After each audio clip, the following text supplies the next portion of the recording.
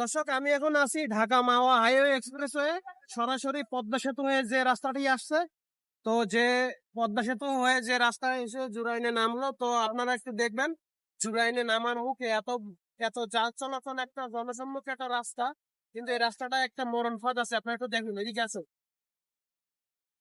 আপনারা একটু দেখুন এখানে কত বড় একটা হাঙ্গা। এই যে এটা কিন্তু মরণ ফাঁদ, এই দিক থেকে কিন্তু গাড়ি আসতে গেলে কিন্তু দেখার কোনো পরিবেশ নাই যে এখানে একটা গর্ত আছে এত বড়। তো আমরা দাবি করব কর্তৃপক্ষের কাছে যে এই গর্তটা খুবই তাড়াতাড়ি ঠিক করা হোক। আপনারা সবাই একটা শেয়ার করে দিবেন। তো আপনার একটা শেয়ারের কারণে কিন্তু এই ভিডিওটা কিন্তু পৌঁছে যাবে কর্তৃপক্ষের কাছে। তো গাথাটা একটু দেখাও, কত বড় একটা গাথা। এটা কিন্তু মরণ ফাঁদ। এখন এটা দেখাও, দেখাও গাড়ি কতটুকু গাড়ি আসে এই রাস্তা দিয়ে, একটু দেখাও কতটা যান চলাচল সম্পূর্ণ একটা রাস্তা। এই রাস্তা কিন্তু সবসময় যান চলাচল করে, দিন রাইতে 24 ঘন্টা কিন্তু রাস্তাটা ব্যস্ত থাকে।